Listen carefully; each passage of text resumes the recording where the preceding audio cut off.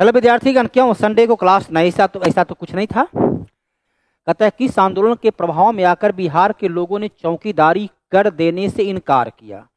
अब देखो, चौकीदारी कर अंग्रेजों के काल में एक कर लगता था। चौकीदारी कर हर गांव में चौकीदार होता था, हर गांव में चौकीदार होता था और वहां ये कर लगाया जाता था। अब चौकीदारी कर जो है जब चलाया गया सविनय अवज्ञा आंदोलन 1930 में, तो वहाँ था कि नमक, ये आंदोलन क्या बोलते हैं, ये आंदोलन के बारे में बोलते हैं कि ये एक नमक का आंदोलन था। अब बिहार में तो सागर तट है नहीं और बिहार में वैसा कोई खारा पानी का, खारा जल का झील भी नहीं है। तो वैसी अवस्था में यहाँ नमक कैसे तैयार करते? तो डॉक्टर राजेंद्र प्रसाद ने महात्मा गांधी से अनुमति लिए, महात्मा गांधी से अनुमति प्राप्त करके जो है चौकीदारी कर नहीं देने की नीति पर आगे बढ़े।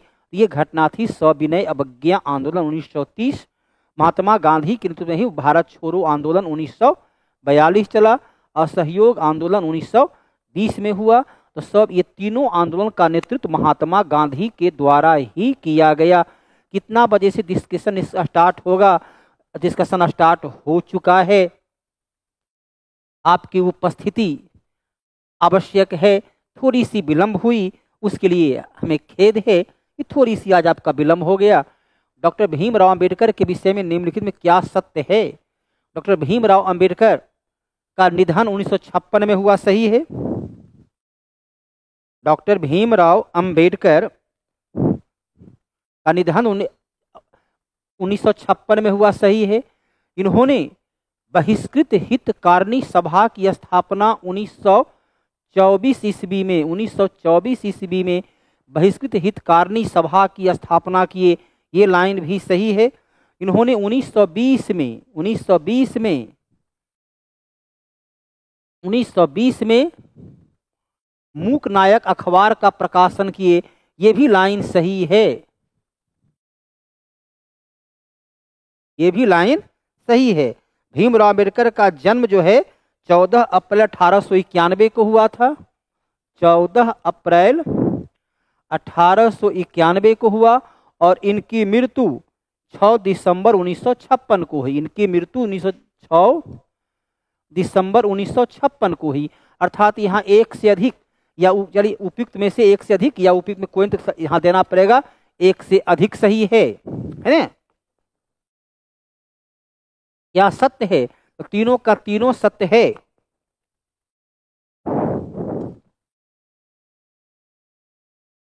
भारतीय राष्ट्रीय कांग्रेस किस अधिवेशन में पूर्ण स्वराज?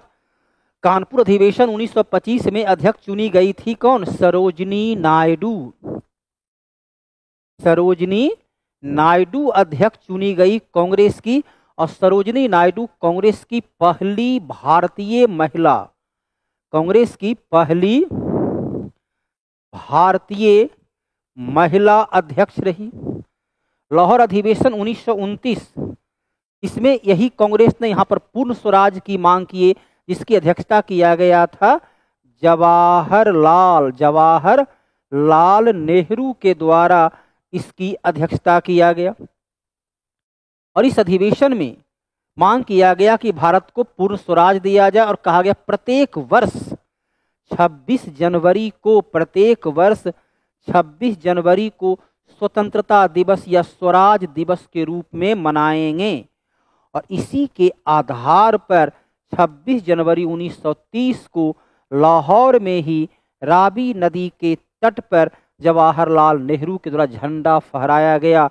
कराची अधिवेशन 1931 की अध्यक्षता किए थे सरदार वल्लभ भाई पटेल। सरदार पटेल के द्वारा अध्यक्षता किया गया और इसमें पहली बार मांग किया गया कांग्रेस की ओर से कि मौलिक अधिकार, भारतीय नागरिकों को मौलिक अधिकार दिया जाए। तो क्या हो जाएगा? आंसर हो जाएगा बी। अब तीनों प्रश्न से आप भली भांति परिचित हो चुके। वैंकूवर जाने के लिए कामागाटा मारू हांगकांग से पंजाबी निवासी जिनका नाम था गुरमीत सिंह, नहीं, उनका नाम जो है गुरमीत सिंह नहीं था, बाबा गुरुदेव सिंह करके उनका नाम, थोड़ा सा नाम में यहाँ जो है सो अक्षरों में कुछ बदल दिया है, तो गुरदीत सिंह नाम था, नाम यहाँ लिख दिया है गुरमीत सिंह। अब ऐसे गुरमीत और गुरदीत को यदि देखें तो वहाँ पर थोड़ा सा तो इस, लेकिन चूंकि नाम थोड़ी सी,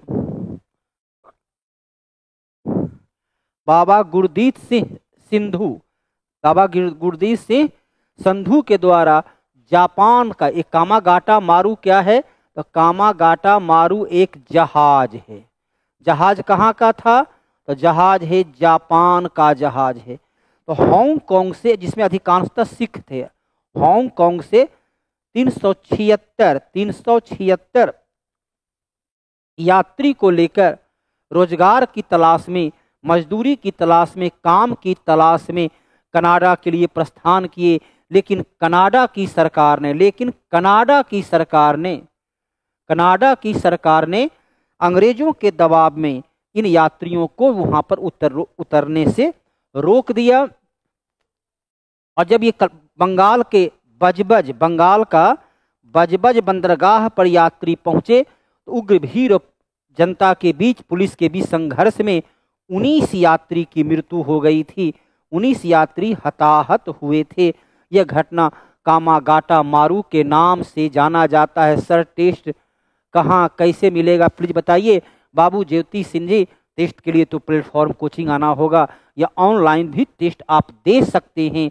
उसके लिए जो एप्लीकेशन पर व्यवस्था करना होगा वो आप थोड़ा सर्च कर लें। देखिए मोबाइल नंबर आपके व्हाट्सएप नीचे दिख रहा होगा, उस पर बात करके ज्योति सिंह जी अपनी समस्या का समाधान कर सकते हैं। तो कामागाटा मारू की घटना कब हुई, तो कामागाटा मारू घटना हुई 1914 में हुई। बाबा गुरमीत सिंह, यहाँ पर नाम है बाबा गुरदीत सिंह। अब नाम कभी कभी जब ये अल्फाबेटिकली यहाँ अंग्रेजी में भी गुरमीत ही लिख दिया है, इसलिए उत्तर देना होगा उपयुक्त में से कोई नहीं, क्योंकि नाम ही गुरदीत सिंह है। अब यहाँ गुरमीत, अंग्रेजी में गुरमीत लिखा हुआ है, तो उत्तर हो जाएगा ई। नवभारत मतलब क्या, आधुनिक भारत। नवभारत मतलब आधुनिक भारत के जनक माने जाते हैं राजा राम मोहन राय। राजा राम मोहन राय को इसे क्या बोलते हैं, पुनर्जागरण, भारतीय पुनर्जागरण का जनक, भारतीय पुनर्जागरण का जनक राजा राम मोहन राय को माना जाता है। नंबर 1, राजा राम मोहन राय ने ही उनके प्रयास से 1829 में सती प्रथा निषेध अधिनियम पारित हुआ। इन्होंने 1828 में ब्रह्म सभा की स्थापना किया। 1817 में डेविड हेयर के साथ मिलकर कलकत्ता में अंग्रेजी की शिक्षा के माध्यम से बढ़ावा देने के लिए हिंदू कॉलेज की स्थापना किया। 1815 में इन्होंने आत्मीय सभा की स्थापना किए। 1821 में इन्होंने संवाद कौमुदी के नाम से अखबार, जो कह सकते हैं प्रथम सफल भारतीय अखबार रहा। दयानंद सरस्वती के द्वारा जो स्थापित संस्था थी, दयानंद सरस्वती के द्वारा स्थापित जो संस्था थी उसका नाम था आर्य समाज। उसका नाम क्या था, आर्य समाज। स्थापना कब हुआ, 1875 में। कहाँ हुआ, बम्बई में। कहाँ हुआ, बम्बई में।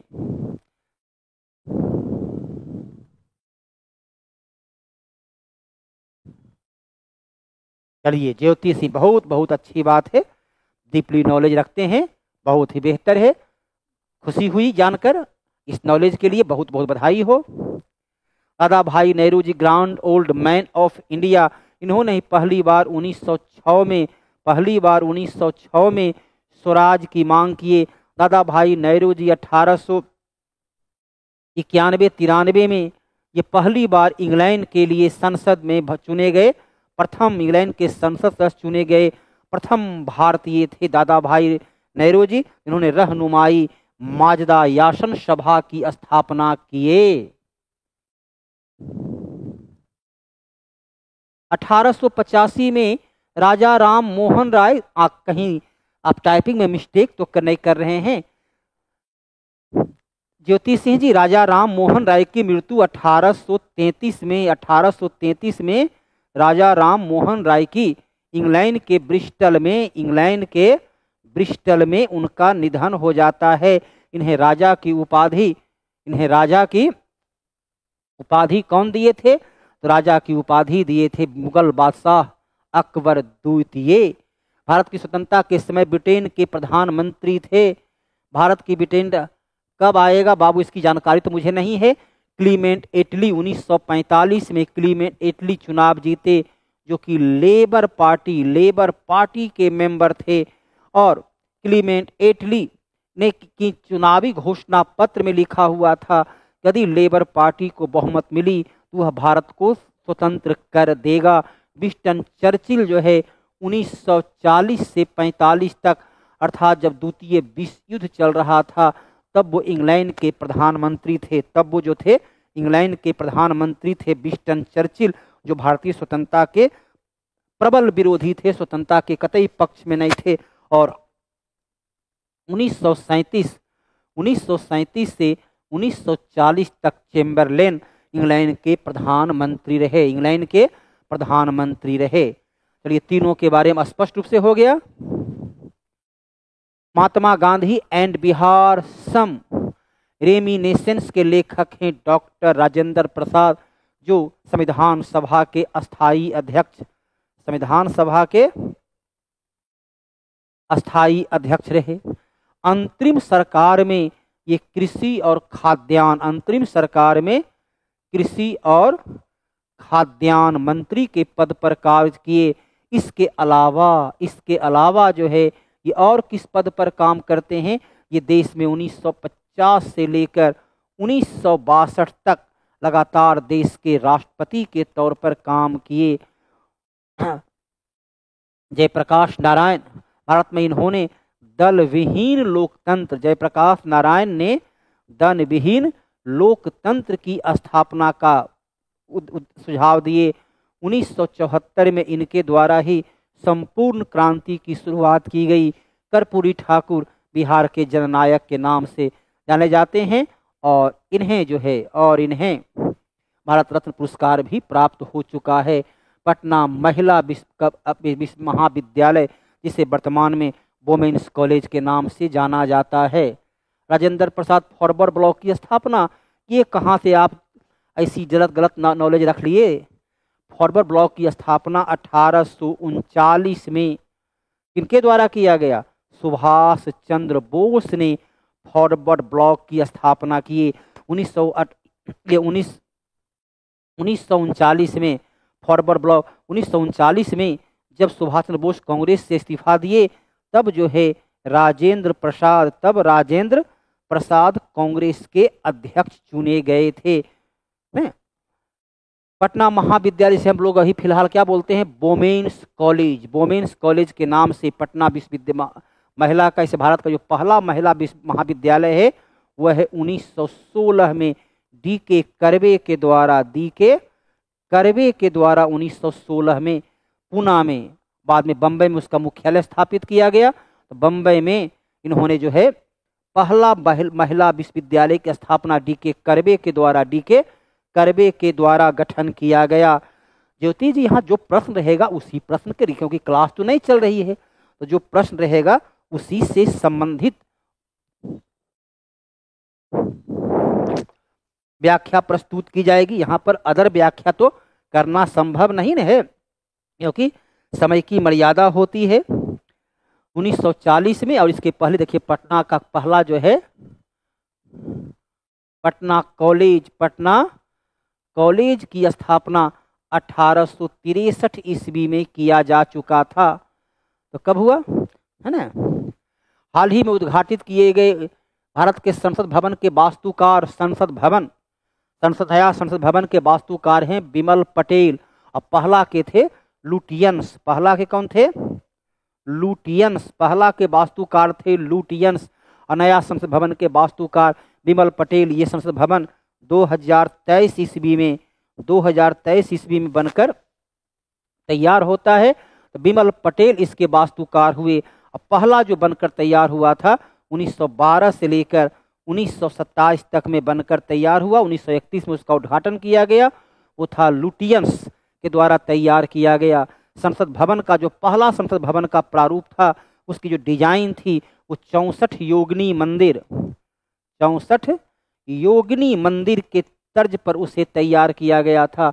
वर्तमान में संसद में सदस्यों की संख्या में वृद्धि हो रही है और नया जब आ रहा है 2026 का परिसीमन होगा तब संसद में सदस्यों की संख्या में वृद्धि हो चुकी होगी। अब पहला संसद भवन जो है अब उसमें बैठने के लिए, दर्शक को बैठने के लिए या संसद नए सदस्य में वृद्धि होगी तब उसका जगह नहीं था, तो उसके नए संसद भवन का निर्माण किया गया है बिमल पटेल उसके। बट हार्वर्ड विश्वविद्यालय के साथ कार्यक्रम को शुरू करने वाला पहला विश्वविद्यालय, ये करंट अफेयर्स का प्रश्न है, जो कि ऑनलाइन क्लास की वहाँ व्यवस्था की जाएगी ताकि वहाँ के विद्यार्थी जो हैं वो चंडीगढ़ यूनिवर्सिटी का एडमिशन लेते हुए हार्वर्ड विश्वविद्यालय के द्वारा जो उचित शिक्षा दी जाती है, जो अंतर्राष्ट्रीय स्तर की शिक्षा प्राप्त होगी, उस शिक्षा को इसी कॉलेज परिसर में प्राप्त कर सकते हैं। तो उसके लिए दोनों के बीच समझौता हुआ है, चंडीगढ़ यूनिवर्सिटी और हार्वर्ड विश्वविद्यालय के बीच। जवाहरलाल नेहरू विश्वविद्यालय भारत का सबसे, जितने विश्वविद्यालय हैं सभी विश्वविद्यालय में टॉप विश्वविद्यालय है शिक्षा के क्षेत्र में, उसकी गुणवत्ता नंबर 1 है।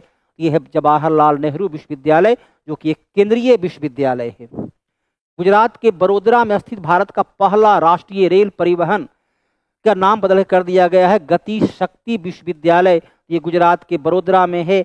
इसके लिए व्यवस्था जो है 2023 से यहाँ की पढ़ाई शुरू हो चुकी है। किस प्रकार से रेलवे में तकनीक में हो रहे परिवर्तन, रेलवे में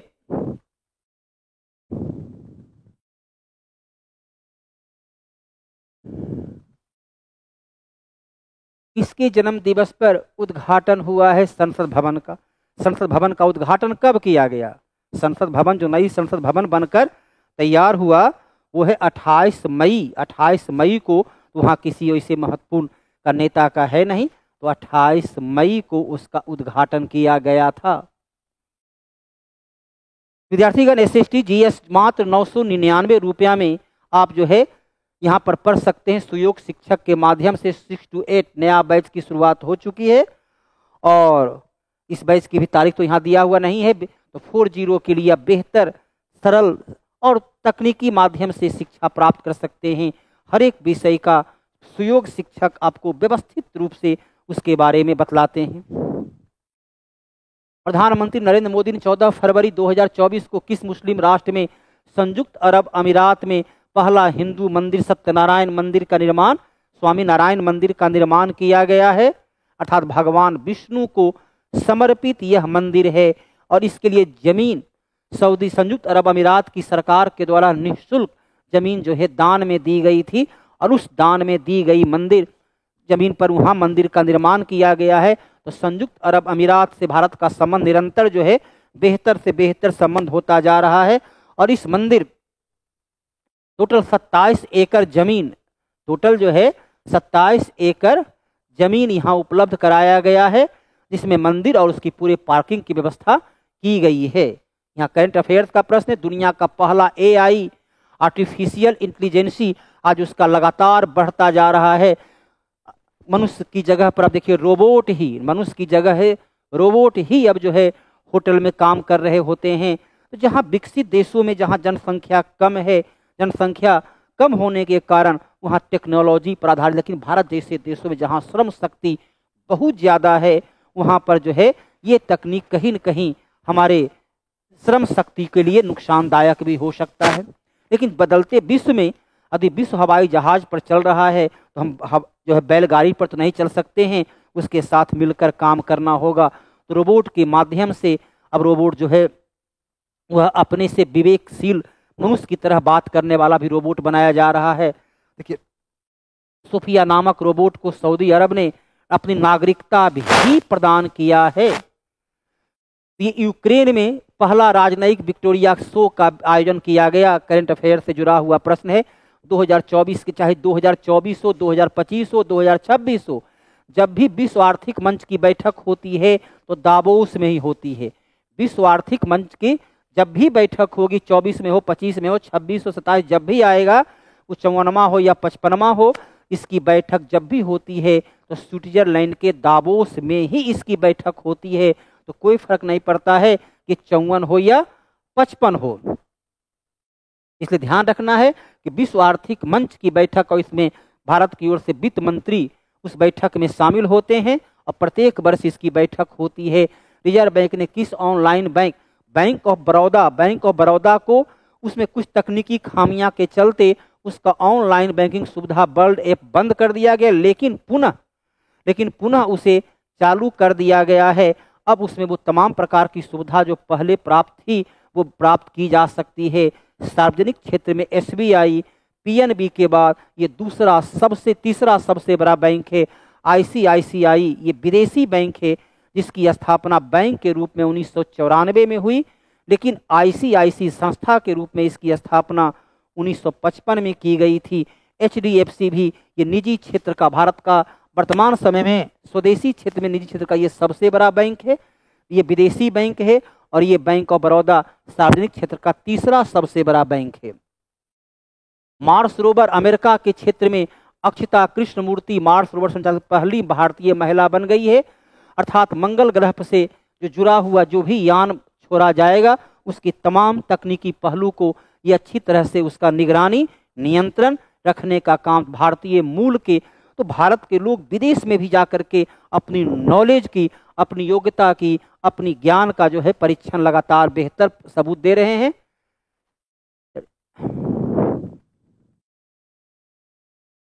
9 और 10 का न्यू बैच जो है BPS शिक्षक भर्ती 40 SST और GS की शुरू हो चुकी है। 899 रुपया मात्र फी रखा गया है। और आपको ज्ञात होगा कि TR30 में सबसे अधिक रिजल्ट देने वाली संस्थान रहा और हर एक पेपर में पॉलिटी और इकोनॉमिक्स नहीं आता है। सर क्या इकोनॉमिक्स तो नहीं रहेगा, लेकिन पॉलिटी रहती है, इकोनॉमिक्स जो है सो नहीं होता है।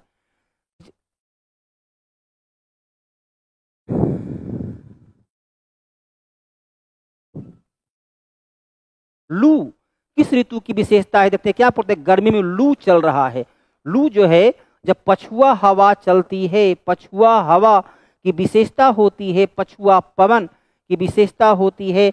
ये ठंडी के दिनों में ठंडक और गर्मी के दिनों में काफ़ी गर्म होती है, तो लू चलती है। पछुआ हवा अर्थात ग्रीष्म ऋतु में। पतझड़ का जो मौसम होता है वो बसंत ऋतु, पतझड़ का जो मौसम होता है वो बसंत ऋतु में होती है। अर्थात जहाँ पत्ते गिरा देते हैं वृक्ष, जहाँ अपने सभी पत्ते को वृक्ष गिरा देते हैं। कब? तो वृक्ष पत्ते गिरा देते हैं जनवरी फरवरी मार्च में। गर्मी शुरू होने के पहले जब पत्ते गिरा देते हैं उस वन को क्या बोलते हैं? उस वन को पतझड़ वन, उस वन को पतझड़ वन या पर्णपाती वन, पतझड़ वन या पर्णपाती वन के नाम से जाना जाता है। साल, सागवान, शीशम। और शीत ऋतु चलिए अभी का जो मौसम है ये शीत ऋतु कहलाता है। कृषि पर आधारित नुआखाई त्योहार जिसमें नया चावल के फसल, चावल का जो फसल धान का फसल तैयार होता है उस नई चावल से विभिन्न प्रकार का व्यंजन को बनाया जाता है, विभिन्न प्रकार को व्यंजन बनाया जाता है और ये प्रयोग होता है उड़ीसा में। केरला का जो महत्वपूर्ण पर्व है वह है ओणम। तमिलनाडु का जो पर्व होता है वह होता है पोंगल, जो जनवरी में 14 जनवरी को मनाया जाता है। और ये अगस्त सितंबर में, ये पर्व जो होता है अगस्त सितंबर में मनाया जाता है केरला के क्षेत्र में। और इसी समय धान के फसल के लिए नोआखुली जो है मनाया जाता है उड़ीसा के क्षेत्र में। पूर्वी घाट कहाँ है? अब देखिए डोडा बेटा नीलगिरी पर्वत का है। डोडा बेटा किसका है? तो नीलगिरी पर्वत का। नीलगिरी पर्वत कहाँ है? तो तमिलनाडु के क्षेत्र में है, जो की ऊंचाई है 2637 मीटर, जिसकी ऊंचाई है 2637 मीटर, जो दक्षिण भारत की दूसरी सबसे पर्वत चोटी है। अनामुडी पश्चिमी घाट का है। अनामुडी पश्चिमी घाट पर्वत का सबसे ऊंची चोटी है 2695 मीटर।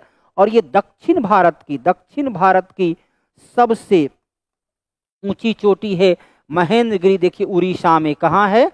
तो महेंद्रगिरी उड़ीसा में है। और ये पूर्वी घाट के उड़ीसा के क्षेत्र का सबसे ऊंची चोटी है। 1501 मीटर इसकी ऊंचाई हो जाती है। तो पूर्वी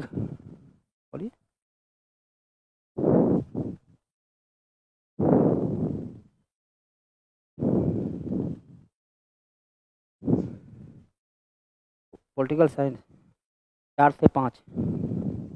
हाँ, अगला आप जाइएगा सीढ़ी के ऊपर से एक है तो तीसरा फ्लोर पर क्लास चलेगा। लगभग 4:10 से 4:12 शुरू होगी। अभी स्टार्ट आपका पुराना बैच जो चल रहा था वो समाप्त नहीं हुआ है, बस 2-4 अगली सप्ताह समाप्त हो जाएगा। तो उसी में आप लोग को अभी बैठाया जा रहा है, ठीक है। हाँ, 4 के लिए तो वो 1 सप्ताह में खत्म हो जाएगा। तो फिर आपको तो आप लोग को तो फिर वो पढ़ना ही है, तो 1 सप्ताह तो उसको रिपीट आपका भी हो जाएगा, क्योंकि अभी आप लोग का शुरू नहीं किए हैं, ठीक है। अभी Tier 3 का पूरा समाप्त नहीं हुआ, इस 1 सप्ताह 4 दिन 5 दिन बच गया है। वो विश्व का पढ़ा चुके हैं, भारत का थोड़ा सा बच गया है, तो भारत को आप वहाँ पर बैठ करके पढ़िए। फिर आपका 1 सप्ताह के बाद वही समय रहेगा, वहाँ नया रिन्यूअल कर दिया जाएगा। हाँ, तो ऑनलाइन तो लेते हैं, लेकिन होता क्या है कि यहाँ तो जो भारत का पढ़ा रहे हो तो ऑनलाइन समझ में आया, क्योंकि भारत का राष्ट्रपति पढ़ा रहे हो, राष्ट्रपति पढ़ा रहे हैं, तो आप लोग पहले से पढ़े हुए हो, जानते हैं। लेकिन जब विश्व का पढ़िएगा, शीत युद्ध के बारे में पढ़िएगा या विश्व का जो है लोकतंत्र पढ़ेंगे तो परिभाषा में थोड़ा सा कठिनाई होगी, क्योंकि वहाँ लिखाएंगे तो लिखने में प्रॉब्लम होगा। हाँ, वही थिंकर, वही परिभाषा थिंकर क्या, तो उसी का जो डिफिनेशन है उसको पढ़ाएंगे, तो उसमें लोकतंत्र का 10-20 को परिभाषा आ जाएगा। तो वो टॉपिक जो है तो आपको अभी कोई दिक्कत नहीं होगी, अभी आप ऑनलाइन आराम से पढ़ सकते हैं, क्योंकि अभी हम भारत का पढ़ा रहे हैं। तो अभी कोई दिक्कत नहीं होगा, दिक्कत होगा जब उन थिंकर का पढ़ाया जाएगा तब। तो पूरा जैसे कि अधिकांश आपका क्लास चलेगी लगभग 2 महीना, तो उसमें 1.5 महीना लगभग चलेगा खाली विदेशी वाला पढ़ेगा, तो थिंकर का पढ़ेंगे। हाँ, ले सकते हैं, कोई दिक्कत नहीं है, ऑनलाइन ले सकते हैं, कोई प्रॉब्लम नहीं है। नोट्स तो अभी नहीं, क्योंकि जब पढ़ाई शुरू करेंगे तभी नोट्स देंगे, वो तो टॉपिक बाय टॉपिक पढ़ाएंगे और नोट्स देता चल जाएंगे। हाँ, वो तो खैर ऑफिस बताएगा ना, क्योंकि वही देता है ना, हम लोग तो नोट्स विद्यार्थी को अपने हाथ में देते नहीं, वो तो जाता है ऑनलाइन जाता है, वो तो वही बताएगा उसके पास क्या सिस्टम है। हाँ, अब प्रैक्टिस शुरू होगी, इसी जनवरी से प्रैक्टिस शुरू होगा 80 नंबर का। एक दिन में 40 क्वेश्चन ही देंगे, क्योंकि उसका डिस्कशन करना 1 घंटा में 1.5 घंटा में संभव नहीं होगा। 40-40 क्वेश्चन को, हाँ, 40-40 क्वेश्चन करके 2 भाग में देंगे जनवरी से, तो जनवरी को शुरू की जाएगी। ठीक है, तो 4 बजे कैसे कल आइए, 4 बजे देखिए। हाँ, 1 घंटा चलेगा।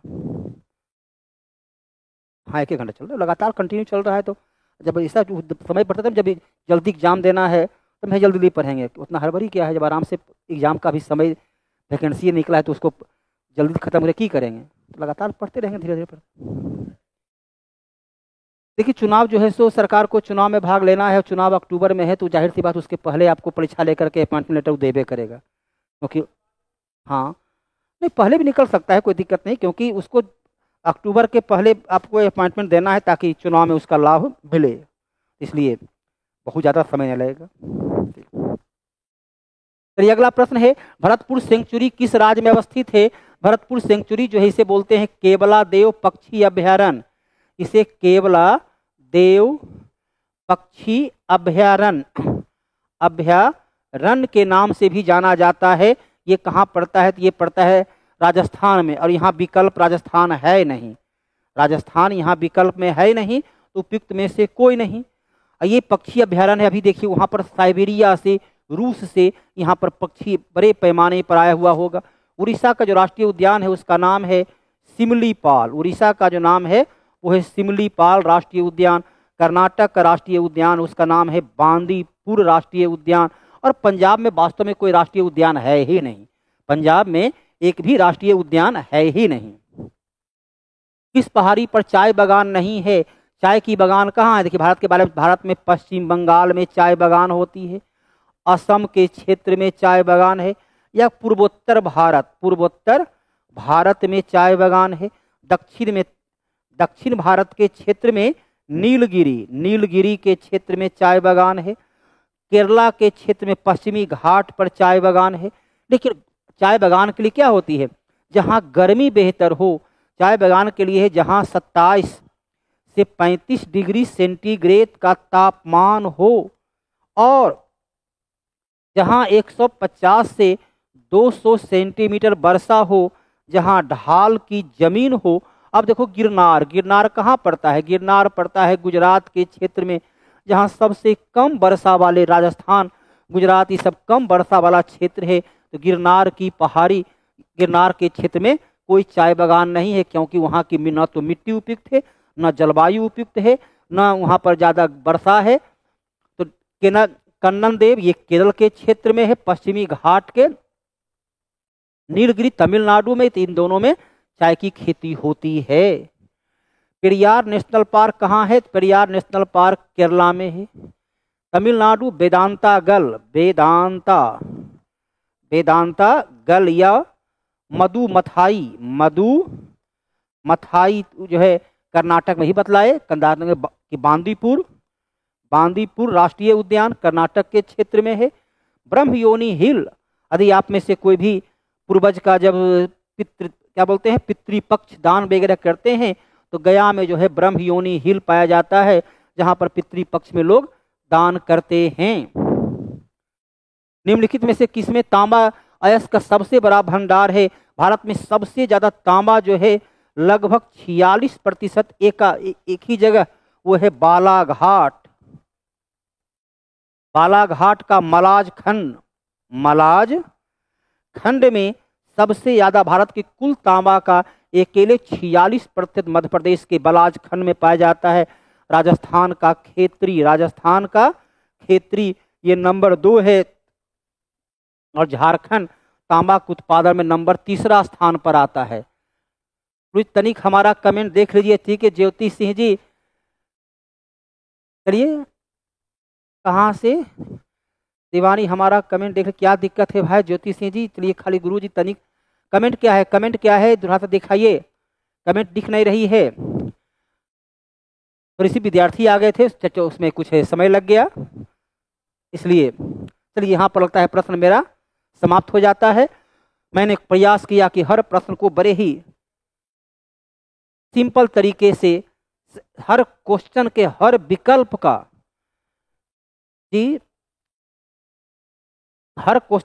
विकल्प का व्याख्या आपके सामने प्रस्तुत किया, ताकि सीमित समय में वह आपको बेहतर रिजल्ट प्राप्त हो सके, सीमित समय में अधिकतम नॉलेज की प्राप्ति हो सके। मैं अपने उद्देश्य में कितना सफल रहा ये तो आप बताएंगे। क्या आपको मेरी पढ़ाई बेहतर लगी? मैथ के लिए एक ऑनलाइन क्लास बताएं सर। मैथ का तो ऑनलाइन क्लास मिलती है ज्योति सिंह जी, मैथ का ऑनलाइन क्लास मिल जाएगा। मैथ का यहाँ 1 से अधिक शिक्षक पढ़ाते हैं, तो आप उसमें देख लीजिएंगे। जिनका पढ़ाई आपको डेमो 2-3 शिक्षक के हैं उसे आप देख लीजिएगा। जिनका पढ़ाई पसंद होगी उनके आप बैच ले सकते हैं। उनका बैच तो कौशलेंद्र सर हैं, अमरजीत सर हैं, एक आध सर और हैं, तो उनको आप देख लेंगे। जो जिनका पढ़ाई बेहतर से संतुष्टि आपको नजर आए कि पढ़ाने में तरीका सरल है, तो उनका क्लास को आप ले सकते हैं।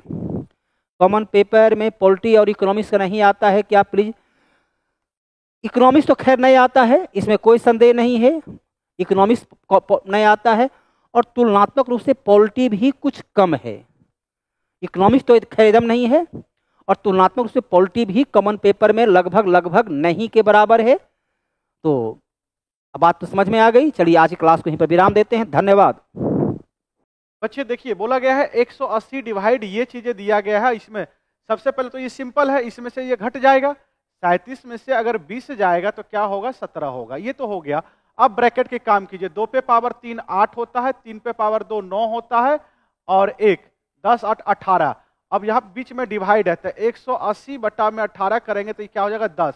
10 और 17 इधर से कितना हो गया बच्चे? दोनों जोड़ेंगे 27 हो जाएगा। आंसर क्या होगा? तो बी हो जाएगा।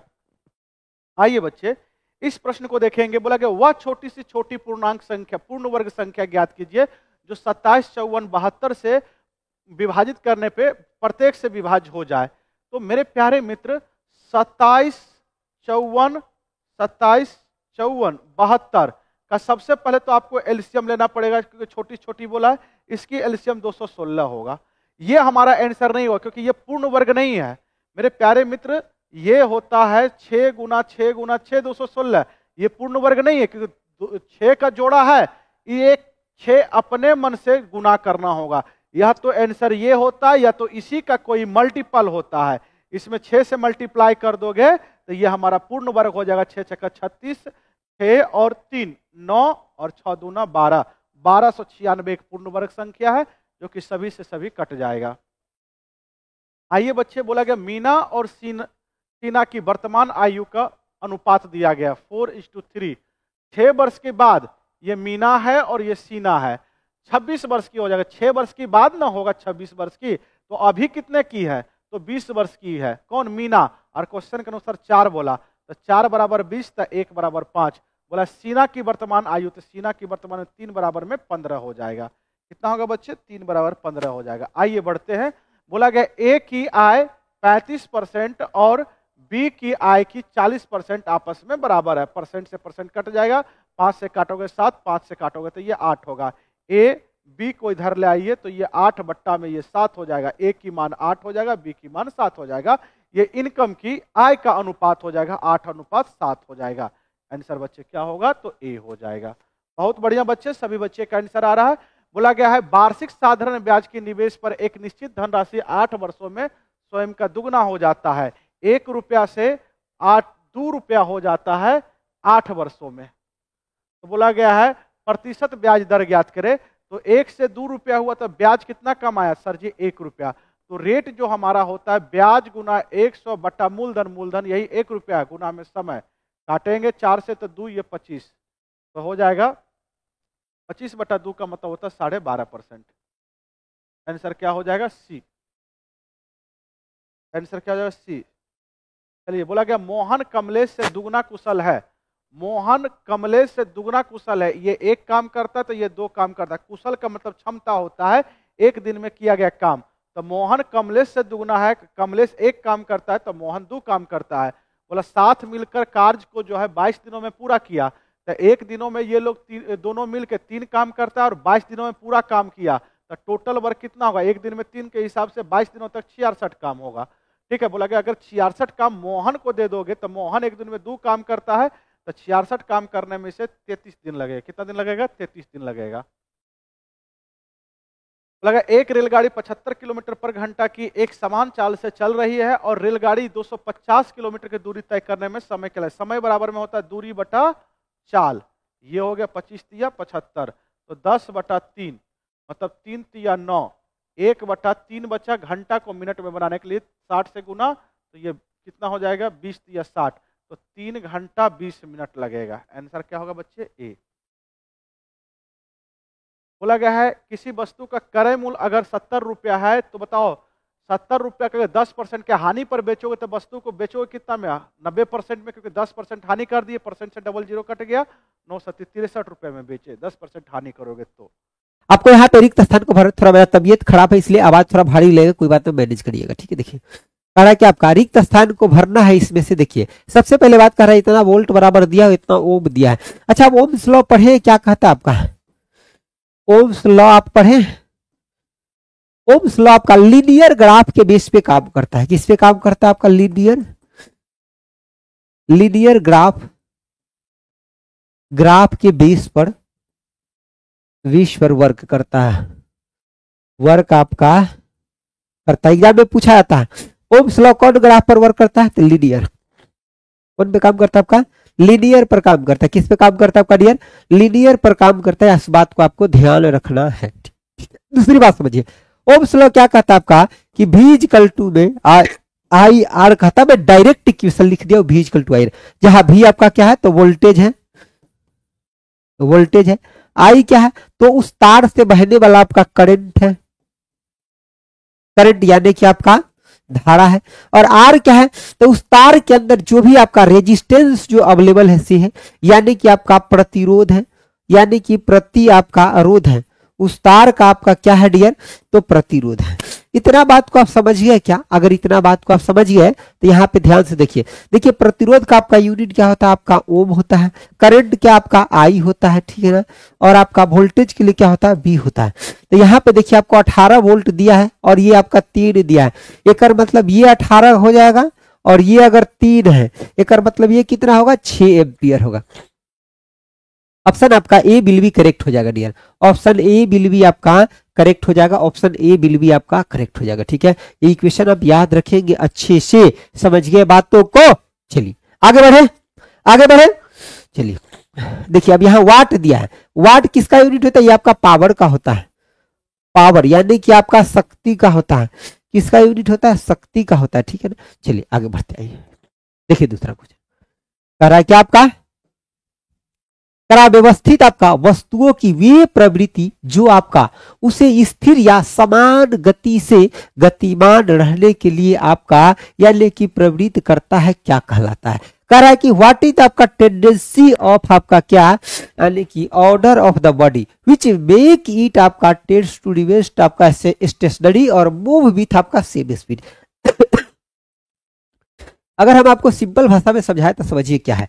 ये कह रहा है कि अगर कोई वस्तु रुका है तो रुका रहना पसंद करेगा, अगर चल रहा है किसी स्पीड से तो चलते रहना पसंद करेगा। ये आपका क्या कहलाता है? तो ये आपका जड़त्व का नियम कहलाता है। क्या कहलाता है डियर?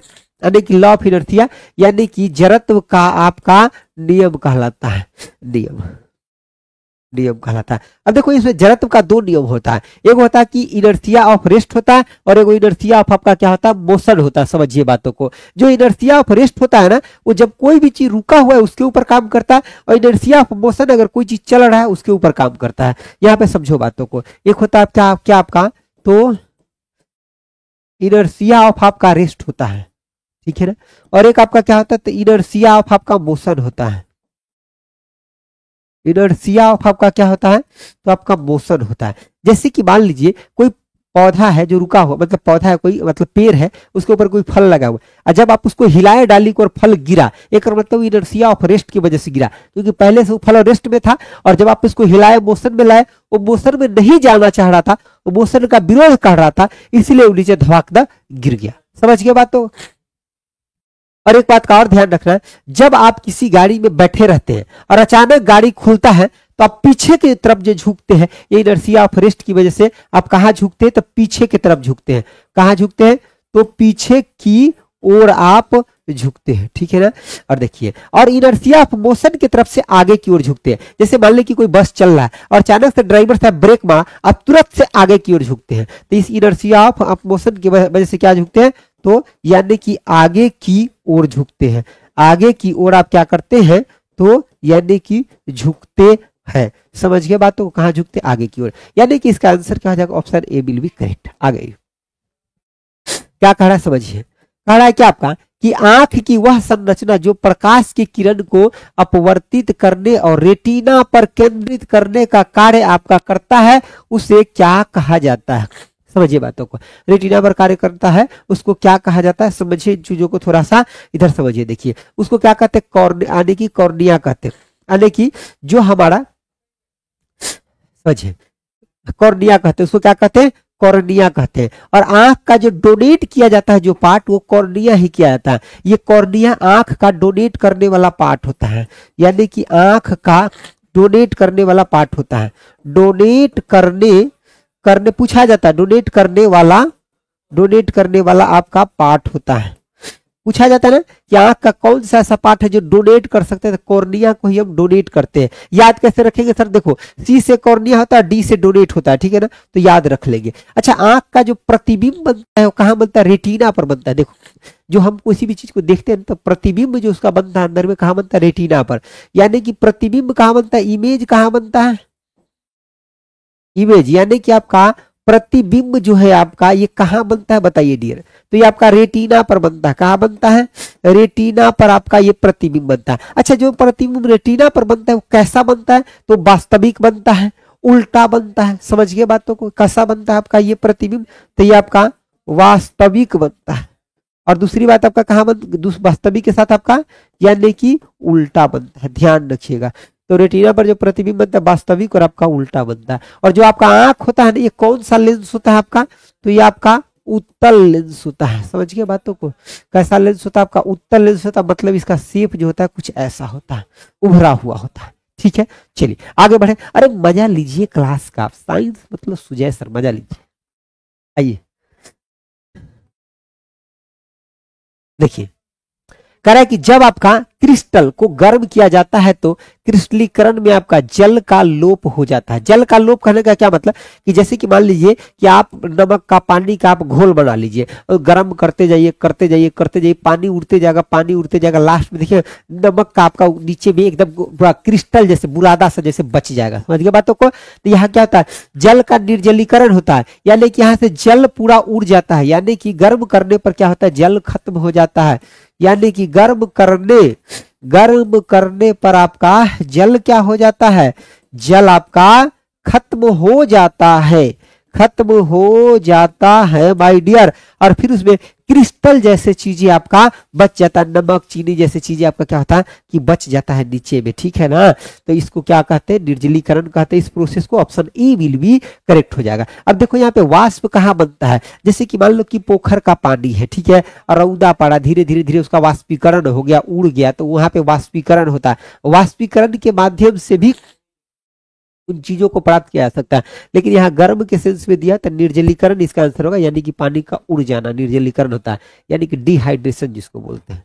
आगे आओ, देखो कह रहा है कि किसी परमाणु के आपका कक्षा में संयोजित आपका किए जा सकने वाले इलेक्ट्रॉन की अधिकतम संख्या कितना होता है। देखो जैसे कि मान लो कि परमाणु कोई बोल दिया, अब इधर समझो थोड़ा सा बात को, ये केमिस्ट्री का क्वेश्चन देखो, मान लो कोई भी आपका मतलब परमाणु है, ठीक है ना, तो उसका आपका न्यूक्लियस होगा जिसमें प्रोटॉन और न्यूट्रॉन रहेगा, और इसका आपका कक्षा अलग अलग बनेगा। समझो बातों को, इसका कक्षा अलग बनेगा। जैसे कि मान लो ये आपका के सेल है, एल है, एम है, और एक और मान लो कि एन सेल बन गया, के एल एम एन सेल बन गया। ये आपका कौन सा सेल हो गया, एन हो गया। समझो बातों को, एन हो गया, के एल एम एन। अब यहाँ पे मान लो ये के सेल है, तो ये के यहाँ पे n इक्वल टू 1 हो जाएगा, यहाँ पे 2 हो जाएगा, यहाँ पे 3 हो जाएगा, यहाँ पे 4 हो जाएगा। तो के सेल में मैक्सिमम इलेक्ट्रॉन कितना होगा, यहाँ अगर मैक्सिमम इलेक्ट्रॉन पूछेगा तो कितना हो जाएगा 2n², और n का वैल्यू कितना है 1, तो यानी कि 2 × 1 का स्क्वायर तो कितना हो जाएगा आपका, तो ये 2 हो जाएगा, ठीक है। उसी तरह से अगर k के बाद l में पूछेगा तो कितना हो जाएगा मैक्सिमम इलेक्ट्रॉन, तो यहाँ n की जगह 2 रख दो, तो 2 का स्क्वायर 4, और 4 दूना कितना हो जाएगा 8। k l m में पूछेगा 18, n में पूछेगा तो कितना हो जाएगा 32 हो जाएगा। तो याद रख लो k में 2 गो, ठीक है ना, ये क्वेश्चन पूछाता है। k सेल में मैक्सिमम कितना 2 गो इलेक्ट्रॉन, L में 8 गो, M में 18 गो, और N में कितना 32 गो। आंसर आपका C विल बी करेक्ट। ठोको आंसर C होगा, ठीक है ना, ठोको आंसर कौन सा होगा, C होगा। आगे आओ, देखो कह रहा है कि एक कोशिका की दो या आपका समान संतति कोशिका में विभाजन की प्रक्रिया को क्या कहा जाता है। विभाजन हो रहा है मतलब दो में, एक से टूट करके दो बन रहा है, तो ये क्या कहलाता है आपका बाइनरी फिजन होता है। क्या होता है बाइनरी फिजन, ठीक है। और ये बाइनरी फिजन का मतलब क्या है बाइनरी विखंडन का मतलब ये जनरली बैक्टीरिया में होता है। किस में होता है आपका, यानी कि बैक्टीरिया में होता है।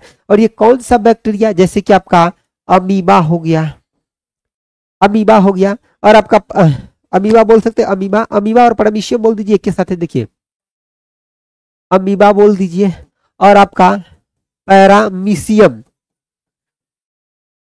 अमीबा और आपका पैरामीशियम हो जाएगा, ठीक है ना। अमीबा हो जाएगा और आपका कौन सा हो जाएगा, पैरामीशियम हो जाएगा। तो इसके अंदर ही आपका बाइंडिंग फिजन। अच्छा एक और क्वेश्चन पूछा जाता है कि आपका बडिंग किस में होता है, बडिंग आपका किस में होता है, ध्यान दीजिए। देखिए बडिंग जो होता है ये आपका ईस्ट में होता है, ईस्ट में पूछा था, ईस्ट है ना आपका हाइड्रा में, यानी कि हाइड्रा में।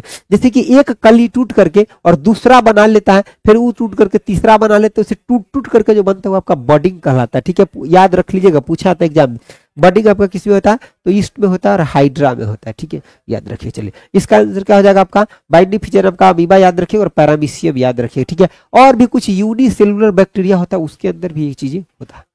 अगला कह रहा है क्या आपका, समझिए, कह रहा है कि किस कोशिकांग को, यानी कि किसी कोशिकांग को कोशिका की आत्महत्या का थैली के रूप में आपका जाना जाता है। देखो जैसे कि मान लीजिए बहुत सारा कोशिका है ना, तो उसको कोई चोट लगे या कुछ भी हो तो मरता है ना, तो कहाँ जाकर के जमा होता है, तो आपका लाइसोसोम, ठीक है। आत्महत्या का थैली किसको कहा जाता है, लाइसोसोम को आत्महत्या का आपका थैली कहा जाता है। ऑप्शन आपका ए विल बी करेक्ट हो जाएगा, ठीक है ना, ऑप्शन ए। अब देखो माइट्रोकॉन्ड्रिया है, माइट्रोकॉन्ड्रिया को पावर हाउस ऑफ सेल कहते हैं। क्या कहते हैं इसको, पावर हाउस ऑफ सेल कहते हैं। क्या कहते हैं इसको, पावर हाउस ऑफ सेल कहते हैं। पावर हाउस ऑफ सेल किसको कहते हैं? माइटोकॉन्ड्रिया का, क्योंकि यहीं से पावर निकल करके यानी कि पूरे सेल को शक्ति प्रदान करने का जो काम होता है वो यहीं से होता है, माइटोकॉन्ड्रिया से। इसीलिए माइटोकॉन्ड्रिया को पावर हाउस ऑफ सेल कहते हैं, या सेल का किचन भी कहते हैं, जहां से उसको भोजन सामग्री खाना पीने का चीज मिलता है। समझे बातों को? आगे आइए, आगे आपका क्या है कि निम्न में से यानी कि कौन सा विटामिन के की कमी के कारण होता है? देखो जैसे कि आपके शरीर में अगर विटामिन के की कमी होता है, विटामिन की कमी होता है तो तरह तरह का रोग होगा, लेकिन विटामिन के की कमी होता है तो जैसे कि मान लीजिए शरीर में कहीं कट खोट लग गया ना, तो वो आपका ब्लड जमने नहीं करेगा, यानी कि आपका ब्लड की क्लोटिंग नहीं हो पाएगा सही से। समझिए बातों को? तो यानी कि रक्त का थक्का जमने का आपका यानी कि अल्पता हो जाएगा, कमी हो जाएगा, रक्त का थक्का नहीं जमेगा विटामिन के की कमी से। ठीक है, अगर हम थोड़ा सा विटामिन की बात करें तो हमारा विटामिन ए है, बी है, सी है, डी है, ई है और आपका के है। ठीक है, देखो विटामिन ई की कमी से, इसकी आपका कमी से क्या होता है तो बांझापन होता है। ठीक है ना, बांझपन, बोलते ना उसको पुत्र पुत्री का प्राप्ति नहीं होता, विटामिन ए की कमी। अच्छा, इसका अच्छा सोर्स कहाँ होता है, ये कहाँ से मिलता है? तो जो अंकुरन वाला पौधा जो होता है ना, छोटा छोटा, जैसे मान लीजिए मूंग हो गया या और भी कोई कोई जो फलीदार पौधा है तो उसमें अंकुर दे देता है ना, तो उसको अंकुर वाला खाने से ये इसका पूर्ति होता है। ठीक है ना, तो ये अंकुरन वाला यानी कि अंकुर वाला पौधा से होता है, या अंकुर वाला फलीदार चीज से होता है। अंकुर वाला यानी कि फलीदार, अंकुर वाला फलीदार आपका चीज से मिलता है। समझिए बात? देखिए, और विटामिन के की कमी से आपका रक्त का थक्का नहीं जमता। ठीक है, देखिए विटामिन बी और सी जो है ये आपका जल में घुलनशील है, याद रखिएगा, पूछा जाता है ये आपका किसमें, तो आपका जल में घुलनशील है, जल में आपका यानी कि घुलनशील है, जल में घुलनशील है। और बाकी जो आपका बच गया विटामिन, जो बच गया जैसे कि ए हो गया, डी हो गया, ई हो गया, के, ये कहाँ आपका तो वसा में घुलनशील है, वसा में आपका घुलनशील है। कहाँ आपका घुलनशील है? वसा में घुलनशील है आपका। समझिए बातों को, कहाँ घुलनशील है आपका तो वसा में घुलनशील है माय डियर। समझ गए बातों को? चलिए, इतना बात को आप याद रखेंगे। ठीक है, और जितने लोग अभी कॉमन पेपर की तैयारी कर रहे हैं, चाहे आपका 6 to 8 है, 9 10 11 कुछ है, चाहते हैं साइंस में 8 में 8 स्कोर करे, चाहे आपका पीआरटी है, आप सोचते हैं कि 22 से 25 नंबर जो आता है से बन जाए, चाहे कॉमन पेपर में 8 नंबर साइंस बन जाए, तो आप जुड़ सकते हैं हमारे इस दंगल बैच से। ठीक है ना, इस फीस को भी मत देखिए। ठीक है ना, ये फीस आपको जब एक बार सिलेक्शन हो जाएगा ये कोई काम का नहीं रह जाएगा। आप चाहते हैं कि 4 महीना बेस्ट गाइडेंस के साथ मेरे साथ साइंस का तैयारी करें तो आप जुड़ सकते हैं इस दंगल बैच से। प्लेटफॉर्म बाय नवीन कुमार सिंह एप्लीकेशन पे आपको मिल जाएगा। देखिए 7 से 8 या 8 से 9 इसका टाइम रहेगा शाम में, या तो 1 घंटा हमको दे दीजिए, नहीं तो व्हाट्सएप, इंस्टाग्राम, फेसबुक कुछ चला लीजिए। परीक्षा तो उसी दिन होगा जिस दिन उसका डेट आएगा। अब जो पढ़ लेगा उसका सिलेक्शन होगा, जो टाइम काट लेगा उसका फिर वही होगा, सर छूट गया। अब देख लो आगे फिर वैकेंसी आ गया तो फिर एक बार तैयारी कर लेना। ठीक है ना, तो आपके मन के ऊपर डिपेंड करता है कि 1 घंटा इधर लगाना है या 1 घंटा उधर लगाना है। समझ गए बातों को? एग्जाम से पहले इधर लगा लो, एग्जाम के बाद उधर लगाते रहना, कोई दिक्कत की बात नहीं रहेगा। मिलेंगे अगले वीडियो में। Thanks for watching. ये आपका मंगलवार से स्टार्ट होने वाला है, यानी कि 2 दिन के बाद आप इसमें जुड़िए और अपना कमाल दिखाइए। मिलेंगे अब इस बैच में संध्या को 8 बजे मंगलवार के दिन। ठीक है, thank you so much, bye bye, good night, take care.